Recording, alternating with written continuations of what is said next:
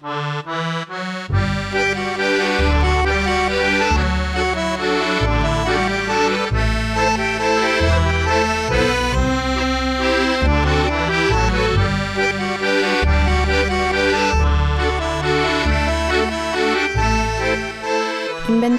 es el registro documental de bienes y objetos de una persona física o una comunidad, realizado con mucha precisión y prolijidad en la plasmación de los datos. También hablamos de inventario cuando evaluamos lo que ha hecho una persona a lo largo de su vida, en momentos cruciales de su existencia, recordándolos y valorándolos. Nuestro inventario es un pausado andar por patios soleados y cálidos cuartos, de recuerdos y de presentes.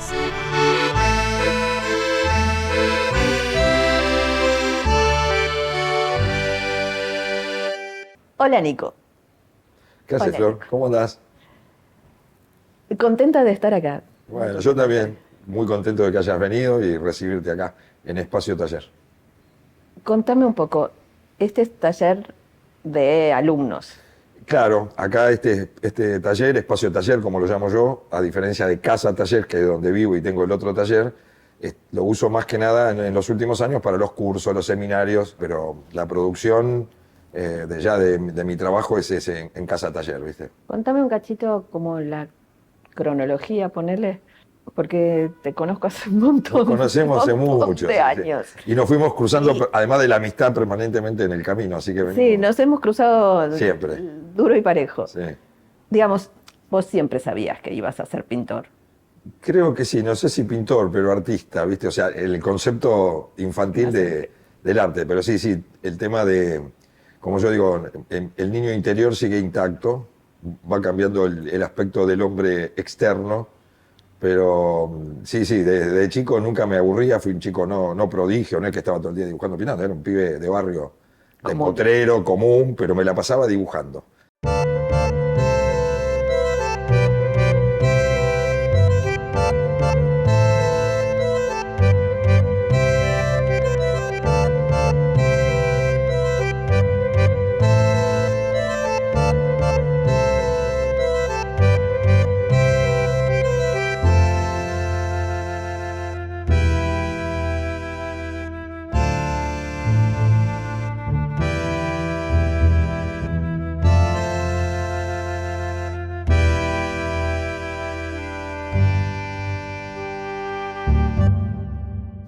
Y se ve que yo la fascinación por el dibujo, por dibujar, por pintar, lo asociaba con la escuela. No sé por qué, pero se ve que lo asociaba con la escuela y a eso de los 8, 9, 10 años, cuando venían las vacaciones de invierno o de verano, yo iba y le decía a mi mamá si me podía dar plata para comprar más hojas para la carpeta número 5 o número 6, más pinturita, más lápices.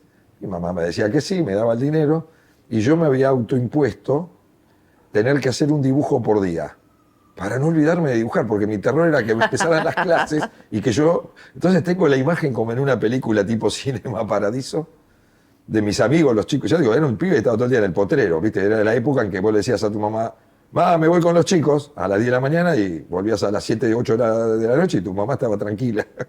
Estábamos todo el día en la calle, jugando a la pelota, remontando barriletes. Pero tengo esa imagen de todos mis amigos asomados en la ventana de mi comedor, de mi casita ahí donde vivía con mi madre y mi padre. Teníamos un chiflido especial y yo decía, espera, tengo que terminar. Y me esperaban y la tengo esa carpeta guardada. Hacía los dibujos de un chico de 8 o 9 años. Que era lo que eras. Era lo que era, ¿viste? Copiaba figuritas, hacía caricaturas, ¿viste? Pero más tarde sí tuviste una educación más formal en ciertos talleres. Por lo menos recuerdo un par de talleres. Sí, mirá, no, en realidad yo a los 14, ponele por ahí, si bien no tenía un mandato muy estricto de parte de la familia, pero era el único mensa, el figlio de italiano, el figlio del nono, ¿viste? Ya digo, soy el primer argentino nacido acá y soy italo-argentino, tengo las dos ciudadanías. Y entonces era el doctor, iba a ser arquitecto, iba a ser que yo, y a los 14, 15, un día en la mesa almorzando cuando vine a la escuela, digo a mi hijo, mirá que, no sé, yo no voy a ser médico. Bueno, todavía falta un par de años, decía yo, podés ser abogado, te gusta hablar. No, no, tampoco, tampoco. Bueno, ¿te gusta dibujar, arquitecto? No, no. ¿Y qué querés ser? Artista. ¿Viste? Entonces yo me pasaba dibujando, leyendo biografías de pintores, de escritores, ¿viste? Y entonces yo hice un secundario común, un bachiller. Y mis talleres los cursé en la Pueyrredón y en la Cárcova. No fui nunca a un taller particular. Pero ahí conocí a Fara y a Rey, que fueron mis dos maestros. Con Alejandro Puente, que fuimos muy amigos y tuvimos en la Córcova estudié con él también, pero tuvimos una relación también muy linda. Digamos, los talleres de la Cárcova Sí, te marcaron. sí, claro, sí, sí. ¿Fara estaba en la Cárcova? Sí, claro, Fara estaba en la Cárcova. Después, cuando fallece Fara, eran los primeros años después de la dictadura. Yo estaba de presidente del centro de estudiantes en la Cárcova. Y cuando muere Fara, viste, era una época en que los estudiantes en la militancia y en la efervescencia democrática teníamos mucho peso. Entonces, propusimos de que la corriente de investigación que todo el grupo venía haciendo por años con Fara continuara. Entonces, viste, soy muy amigo y tengo una relación hermosa con todos ellos, los que fueron mis maestros y los que no. Leo, Vinci, Carlos Canapieco, que fue profe y amigos, pusimos juntos, Fara y Rey, el Tano Pujía, que teníamos una relación hermosa. Todos venimos también de esa idea constructiva que fueron la Pueyrredón y la Cárcova fundamentalmente. Y a veces los martes nos quedábamos a comer y charlando con el Tano Pujía, con Carlitos Canapieco o con Darmigián. Aprendías tanto o más de lo que también estabas produciendo en el taller. Pero no te quepa duda, esas charlas... No, tremenda.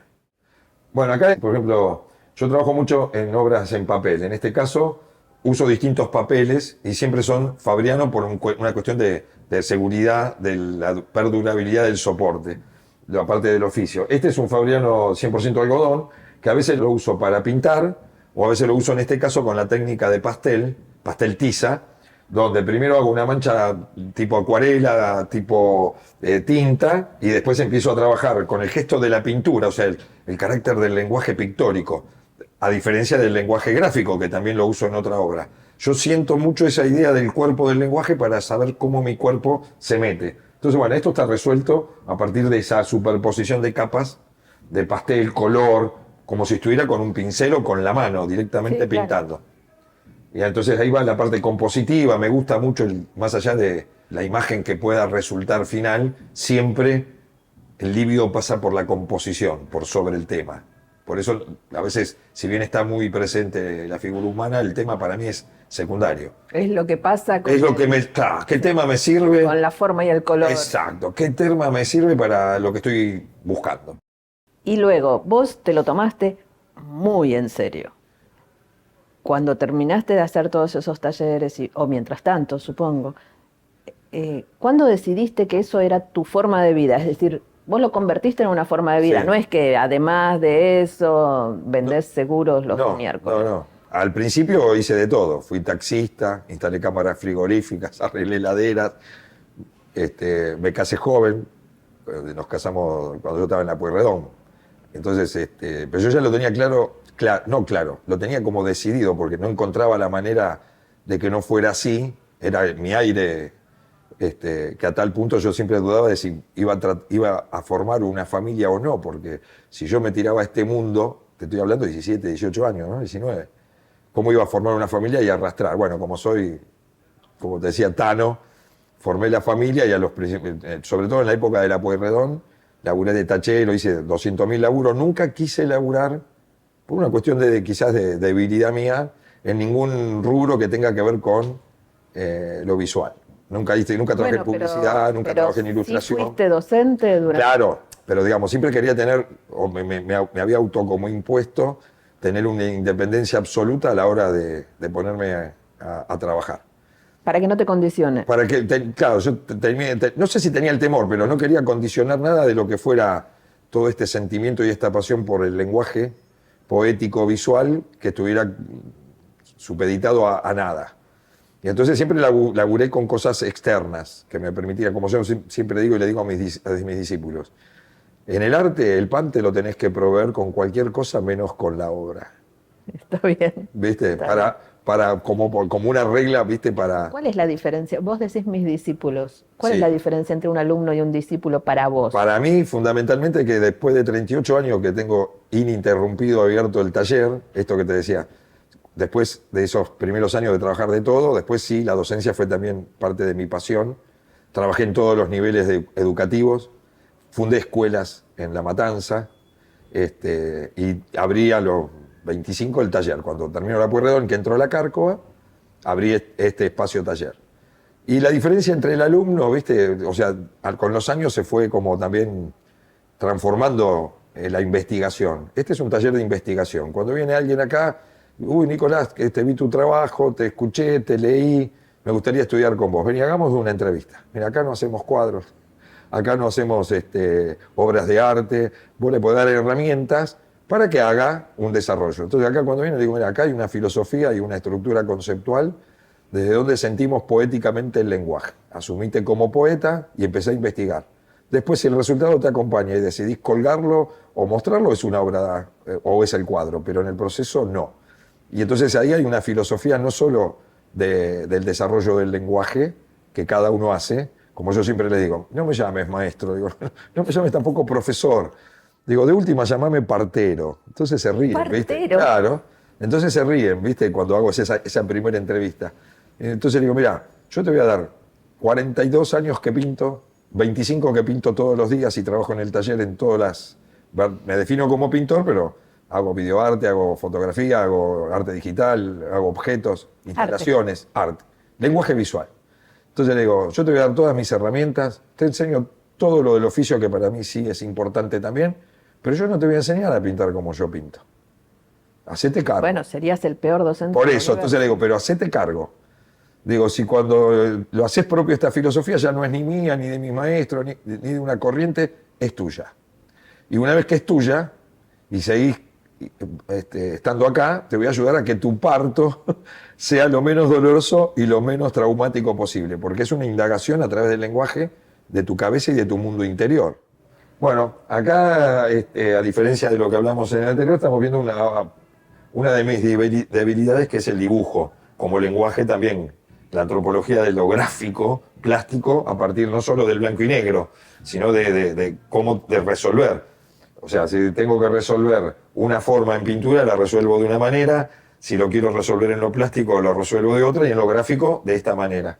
Entonces acá es una técnica con charcoal y pastel tiza, que me permite de repente ir esbozando la posibilidad de la composición y de pronto aguarlo, se fija, se entinta y vuelvo a insistir arriba, trabajando desde el blanco del papel hacia los grisados, ves que van haciendo la misma aguada. Claro. Que vos vas logrando de atrás hacia adelante para después llegar hacia algún detalle. Pero lo mismo, toda esta cosa orgánica, le digo yo, a diferencia de cuando trabajo como con la escenografía más arquitectónica, también me interesa ver qué pasa desde lo plástico, cómo el espacio o la luz o el desarrollo en el cuerpo del Cosas territorio lo voy re desarrollando. lindas acá. Me gusta. Entonces todo esto es muy espontáneo, ¿viste? Porque lo voy resolviendo a medida que surge. No lo tengo tan definido en la cabeza. O sea, no es que digo, voy a hacer el árbol así, voy a hacer esto así. No, en este caso yo digo, esta es una emoción orgánica. ¿Viste? Que cada uno se pone los títulos.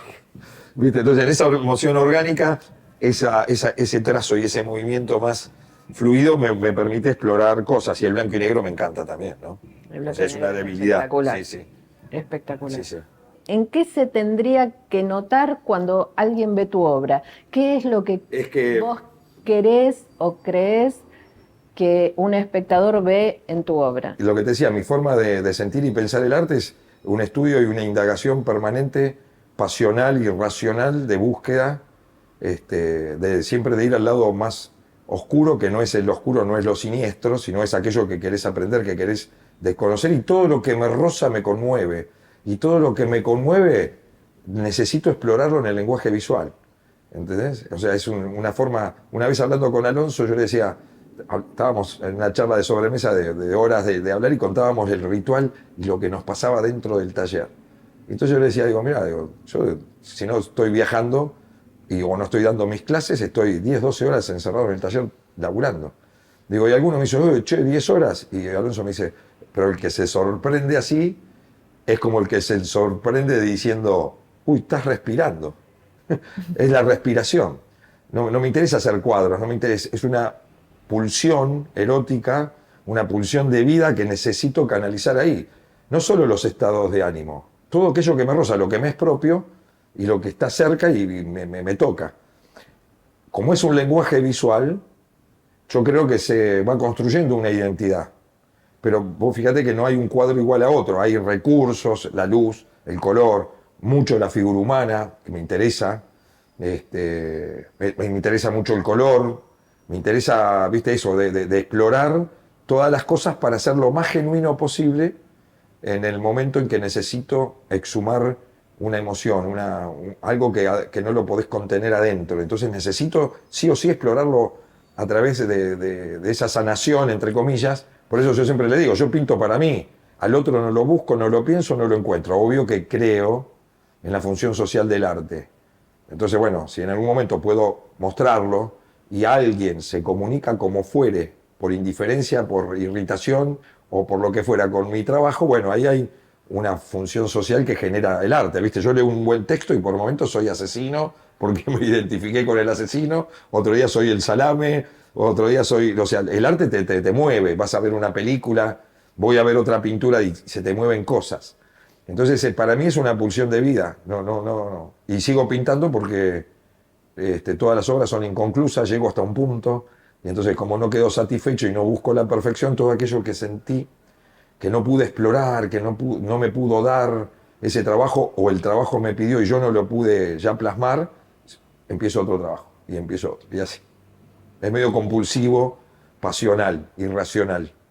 Y esa obra que quedó ahí porque no llegaste a plasmar, como obra, igual es válida o Totalmente, o tirás para la mí, miércoles. no, todas mis, vamos a llamarle obras. Tus búsquedas, ponele, Claro, vamos a llamarle obras. Yo le llamo trabajo, pero bueno, para que se entienda, bueno. obras. Son todas inconclusas e imperfectas.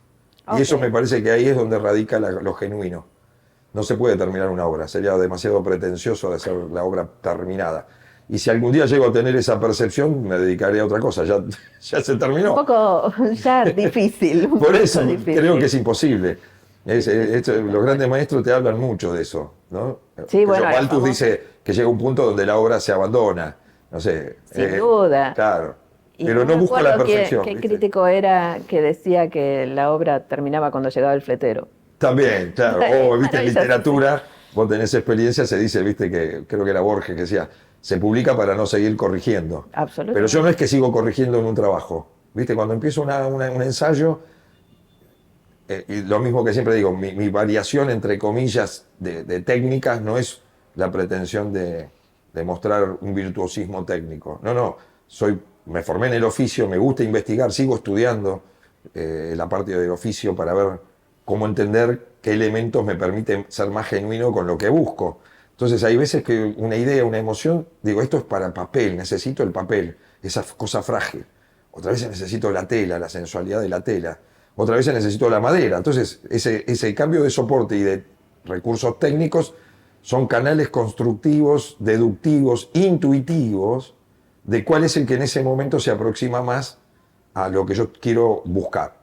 Bueno, en esto que estamos viendo acá es el otro momento que yo tengo con el lenguaje, que tiene que ver, si bien mis formas son como muy contundentes, acá me interesa más que nada trabajar la materia y el color. Siempre yo empiezo cuando trabajo en tela, en madera o en papel, con la idea de la pintura ya matérica, siempre empiezo con acrílico, por una cuestión de inmediatez, Sí, para ir claro. captando las primeras emociones, las primeras sensaciones. Y algunas de ellas, como en esta que estamos viendo ahora, después agregás. le voy agregando óleo en las distintas sesiones y yo la llamo o la clasifico con óleo cuando el 80% está cubierto con óleo, pero acá hay algunas partes que son del acrílico todavía. No Claro, y queda, no aparte, queda. están esgrafiadas. Sí, bueno, eso también. Yo meto materia. Me gusta mucho que juegues con las texturas. Sí, bueno, ahí hay una idea de texturas ópticas y esa cosa del esgrafiado.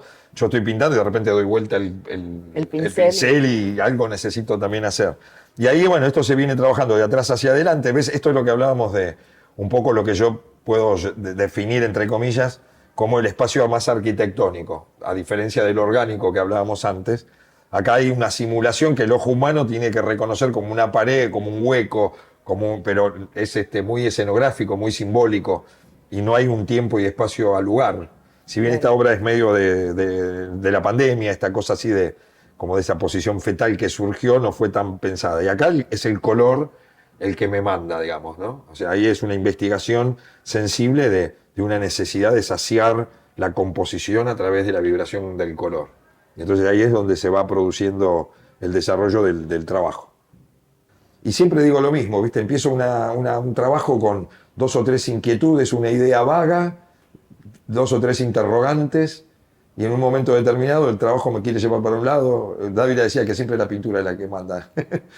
Bueno, cuando yo siento que más de lo que le di no puedo poner, y lo que le quiero sacar en ese diálogo, que en realidad es un diálogo de uno con uno mismo, así lo siento yo, y cuando no me puede dar más de lo que le quiero, ahí lo doy como por abandonado. Y entonces empecé con 3 interrogantes, una idea, uno capaz que lo encontré, la idea me mutó a otra idea, y ese trabajo me dejó 5 interrogantes. Entonces empezó otro trabajo. Entonces tenés que seguir una cadena. Es una cadena, sí. Pero vos te mandás con todos tus interrogantes, no haces ni boceto ni nada. No, ahora vos ya no. laburás directamente con el pincel. Sí, directamente. Si estás pintando. Si estoy pintando con el pincel, si estoy dibujando con la gráfica, si estoy haciendo una litografía, lo mismo, si estoy haciendo un objeto, igual. Cuando hago un objeto, el taller es un jardín de infantes. Saco tornillo, todo lo que está ahí, y empiezo a ver. No voy con una idea. Sí, no voy. Es lo que te decía, yo creo que en la pulsión creativa a mí me moviliza mucho la pasión de lo que necesito hacer. Lo lúdico tiene que estar siempre presente, si no el deseo no se desarrolla. Esa es la sensación que tengo. ¿Viste? Yo digo, si te gana el miedo, si te gana la especulación, algo se contrae y el deseo se apaga, lo lúdico tiene que estar siempre presente para que el deseo y el dolor se manifiesten, o que puedas encontrar la metáfora poética. Yo hablo de poesía acá más que de pintura, o sea, en el lenguaje de la pintura, ¿no? O en el lenguaje visual. Claro, pero creo que el concepto antropológico de la poesía o lo poético es el último refugio que tiene el ser humano para resistir a lo que fuera. ¿Te llevas bien con la virome en general? Sí, desde siempre. Me apasiona. Es un poco también esto de lo que hablábamos, ¿no? Yo era muy amigo de Alicia Scavino, me decía, tenés que hacer grabado. Pero el tiempo del pintor, esto que hablábamos antes, con el grabado, la chapa, todo es distinto. Y esto es casi, algunos parecen como una especie de agua fuerte. Y acá es donde mi líbido, como te decía, y mi recorrido explota, me excita, me mete en el mundo de lo gráfico, de cómo ir trabajando la línea, el contraste. Y este libro de artista lo voy desarrollando así. A ver, ¿puedo chusmear un poco? Ya sé que estás laburando. No, pero ves que no está nada terminado. O sea, voy esbozando, paso un poco acá, en este caso, el color. De pronto dejo una página en blanco porque todavía no sé cómo va. Lo voy desarrollando tal cual como hago un trabajo, digamos, ¿no? Me voy dejando llevar, que también me sugiera. Acá obviamente es un libro que tiene que ver con el territorio de los cuerpos. Ahí empecé como con esa vaga idea. Y desde ahí lo voy trabajando. Y después alguna hoja quedarán más en blanco, otras no. Otra irá un texto que estoy escribiendo, pero todavía no decidí. Perdón, seguir yo soy un animal. Y hago así, tal cual como estoy haciendo ahora. Por ejemplo, este está apenas esbozado. Entonces después lo empiezo a trabajar. Por ejemplo, vos tenés así línea nomás. Línea nomás. Entonces ahora agarro la virome más finita y entonces empiezo a imaginar el clima de valor que quiero darle, digamos, ¿no? Para empezar a generar. Entonces capaz que empiezo por acá. Digo, bueno, la mitad de la cara va a estar en sombra y trato de imaginar por dónde irá ese bloque, qué se lleva, ¿viste? Y entonces lo voy tratando de entender, según los trazos que di, por dónde podría ir como la luz para empezar a generar, y siempre, digamos, a medida que voy generando, voy también viendo qué puede pasar por la composición. Entonces de repente viene esto y ya este plano me cambió, ya se siente como un plano horizontal. Y entonces voy poniendo así, o de pronto capaz que paro y ya desarrollé un poco y digo, bueno, espera, a ver, y acá esto, ¿qué es esto? Y vamos a jugar con algo gráfico, entonces le empiezo a poner un color contundente, para que desde lo gráfico también me dé un punto sugestivo desde dónde puedo desarrollarlo. ¿Viste? Y de pronto a lo mejor hago los 4, sigo con la virome, paso por arriba, y a lo mejor estoy 15, 20 minutos en este trabajo. Y después digo, lo voy a dejar descansar, a ver qué me dice mañana. Entonces giro las páginas. Y te vas a otra página Claro, y empezás sigo otra la cosa. página, miro, esta no, bueno, este no. Uy, ¿y esto cómo apareció? Entonces, ahí empiezo, agarro a poner la tinta negra y empiezo a jugar con todos estos ritmos que son como especie de tatuajes que van desarrollándose y me dejo llevar. Y entonces empiezo a trabajar ritmos que de pronto se van transformando en un elemento gráfico y enlazan con positiva estas dos formas. Y capaz que dejo algo así como inacabado o algo medio...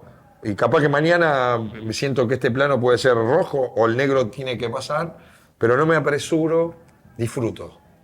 Disfruto de lo que me puede ir sugiriendo. No voy con la idea mental, esto tiene que ser de esta manera.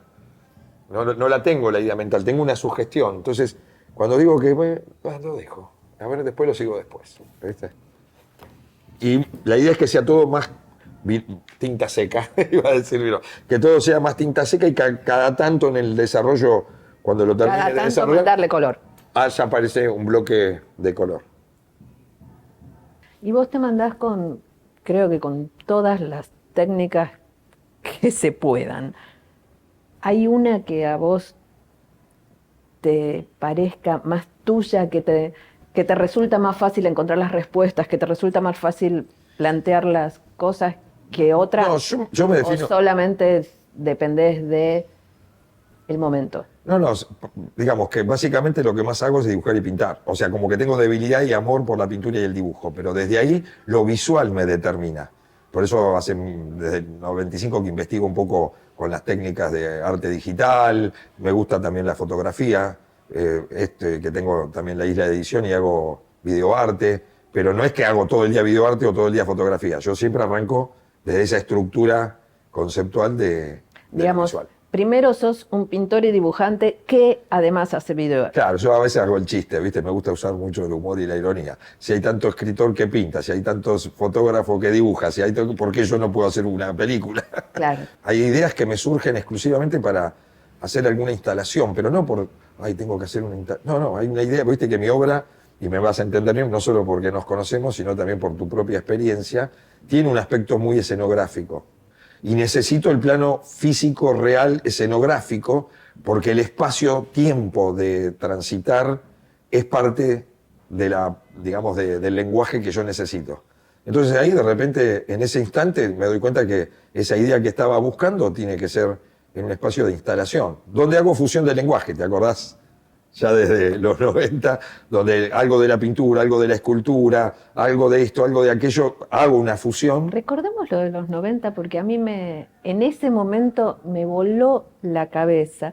¿Eran los 90? Los 90, 92, 94, 96. Que vos hacías, con Germán Martínez, hacías intervenciones urbanas en espacios públicos clandestinos, entre comillas. Claro, en lugares en los que no había nada. Y llegamos a tener en su momento como 300 o 400 intervenciones urbanas que, dentro del proyecto que habíamos escrito como manifiesto, era usar materiales perecederos por dos razones. Primero, que si no, no lo podíamos costear, porque era autogestión. Y segundo, para que además el tiempo interviniera como algo plástico. Claro. Entonces, viste, Sí, me acuerdo que se iba despegando, más o menos duraba 2 años. Si vos hoy salís a la calle y te tenés que presentar con alguien que no tiene la más remota idea de quién sos. Un tipo sensible, apasionado por la vida y el arte.